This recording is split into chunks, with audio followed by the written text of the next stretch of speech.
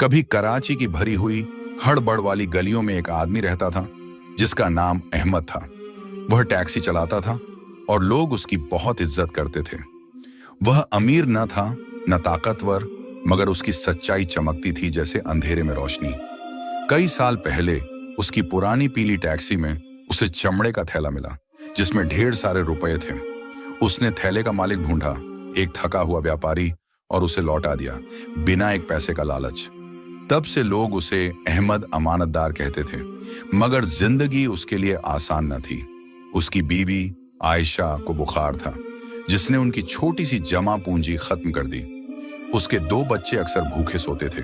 फिर भी अहमद का ईमान डगमगाया नहीं। वह हर दिन फज्र की नमाज पढ़ता और अल्लाह से चुपके से हिम्मत मांगता। एक ठंडी बारिश वाली दिसंबर की रात थी। गलियां पानी से चमक रही थीं। दुकानों की रंगीन बत्तियां झिलमिलाती थीं। अहमद घर जाने वाला था कि एक चाय की बंद दुकान के पास से एक साया निकला और उसने हाथ उठाया। वह एक बहुत सुंदर औरत थी जिसके लंबे बाल रात की तरह लहराते थे और आंखें अजीब सी चमक ली थीं। उसने सादा शलवार कमीज पहनी थी, मगर उसमें कुछ रहस्य था जिससे अहमद का दिल धड़का। मुझे चकवाल के पास खंडहरों तक जाना है, उसने नरम मगर जिद वाली आवाज में कहा, जैसे सूखी पत्तियों में हवा। जरूरी है? चकवाल? अहमद ने बारिश पहुंचते हुए सोचा। वह तो घंटों दूर है और रात में रास्ते खतरनाक हैं। प्लीज, उसने पास आकर कहा, मैं 2 गुना पैसा दूंगी, मुझे सुबह से पहले पहुंचना है। उसकी मजबूरी ने अहमद के दिल को छुआ। उसने सिर हिलाया, दरवाजा खोला और वह पीछे बैठ गई। साथ में गुलाब की हल्की खुशबू और कुछ पुराना सा। कराची से निकलते हुए हॉर्न बजाते रिक्शों और चमकते बोर्डों को पीछे छोड़ते उसने फिर बोला, मेरा नाम जा रहा है, उसने धीमे मगर साफ लहजे में कहा। और मैं वैसी नहीं हूं जैसी दिखती हूं, मैं झिंझादी हूं, झिन्हों की बेटी। अहमद ने हंसते हुए रियरव्यू मिरर में देखा। झिन्न? मजाक कर रही हो ना? मगर झारा ने पतली उंगलियां चटकाई। टैक्सी का इंजन, जो पेट्रोल की कमी से खटखट कर रहा था, जोर से चला। डैशबोर्ड की बत्तियां चमकी, फिर धीमी हुई और गर्मी के बावजूद गाड़ी में ठंड छा गई। अहमद ने स्टीयरिंग मजबूत पकड़ा, उसकी उंगलियां सख्त। अब यकीन हुआ? झारा ने हल्की मुस्कान के साथ पूछा। उस पल से अहमद को पता था कि वह कोई आम सवारी नहीं ले जा रहा। सफर शुरू हुआ। झारा ने रात में गाड़ी दौड़ते हुए अपनी कहानी सुनाई।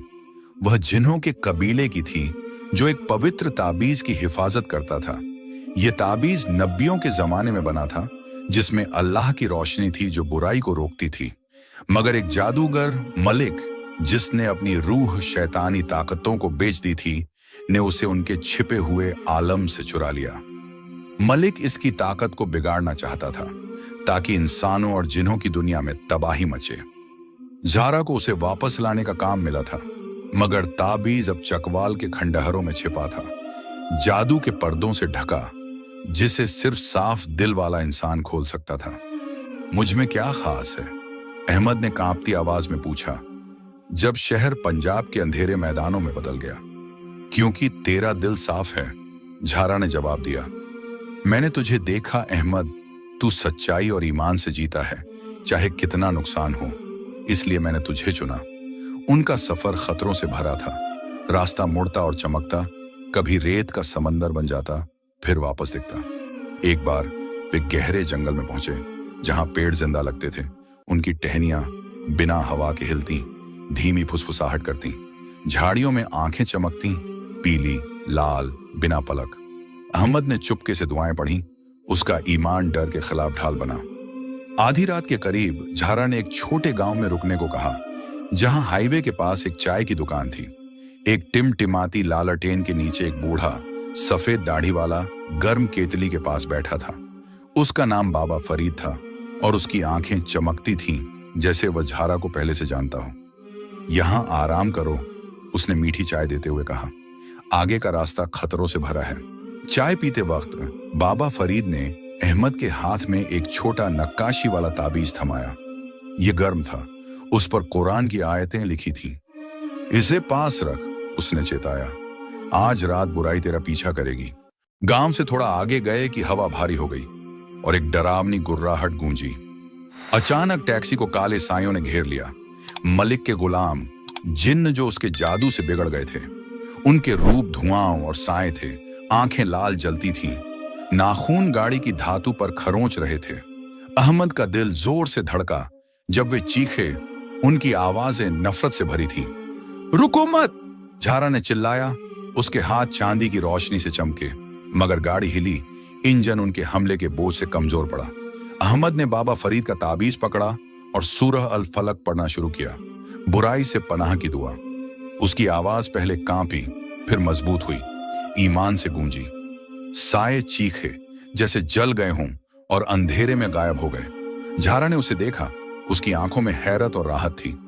तेरा यकीन मेरे जादू से ज्यादा ताकतवर हथियार है, उसने कहा। इसे मजबूत रख। जब वे चकवाल के खंडहरों तक पहुंचे, सुबह की पहली रोशनी उभर रही थी। पुराना किला सामने था।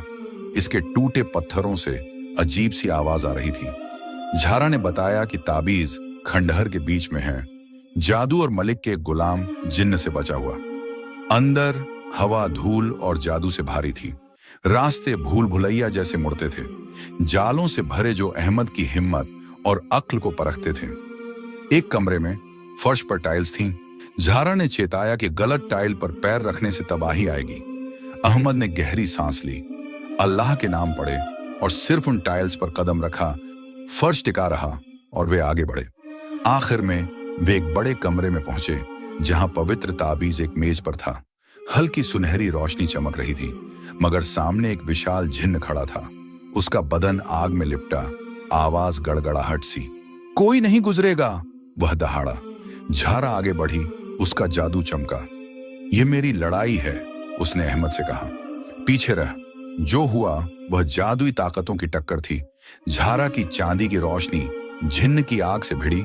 कमरा उनकी ताकत से कांपा। अहमद देखता रहा, बेबस, जब तक उसकी नजर दीवार पर लिखे अल्फाज पर पड़ी। साफ दिल वाला जीतेगा। उसे समझ आया, यह सिर्फ ताकत की लड़ाई न थी। आगे बढ़कर उसने जिन्न को पुकारा, तू अल्लाह की मखलूक है, मलिक की बुराई का गुलाम नहीं। आजाद हो, अपना मकसद याद कर। जिन्न रुका, उसकी आग धीमी हुई। एक पल के लिए खामोशी छाई, फिर उसने सिर झुकाया। तू सच बोलता है इंसान, मैं मजबूर था। ताबीज ले लो और इसे खत्म करो। झारा ने ताबीज लिया, मगर उनकी जीत ज्यादा देर न टिकी। सायों से एक शख्स निकला, मलिक खुद, काले कपड़ों में। उसकी आंखें बुराई से चमकती थीं। मूर्ख, उसने फुसफुसाया, तुम मेरी मर्जी नहीं तोड़ सकते। उसने हाथ उठाया और हवा में काला जादू फैला, झारा को जमीन पर दबा दिया। अहमद को मायूसी ने घेरा, मगर उसने हार न मानी। उसने आयतुल कुर्सी पढ़ना शुरू किया। अल्लाह के तख्त की आयत। उसकी आवाज मलिक की बद्दुआओं से ऊपर उठी। एक चमकदार रोशनी ने उसे घेर लिया। जादूगर के जादू को पीछे धकेला। झारा आजाद होकर अपनी ताकत उससे मिलाई।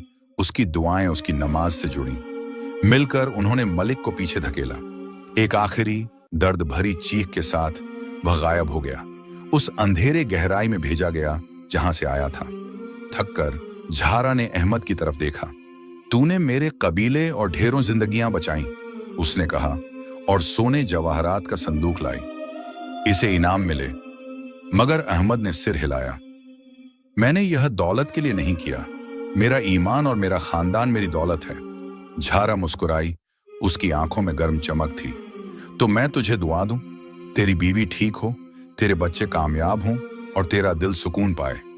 इतना कहकर वह सुबह की रोशनी में गायब हो गई, अहमद को खंडहरों में अकेला छोड़कर। कराची लौटते वक्त उसके दिल का बोझ हल्का हुआ।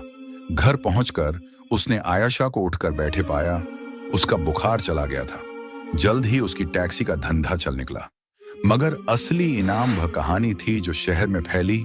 अहमद अमानतदार और झिंझादी की दास्तान, ईमान की बुराई पर जीत की कहानी।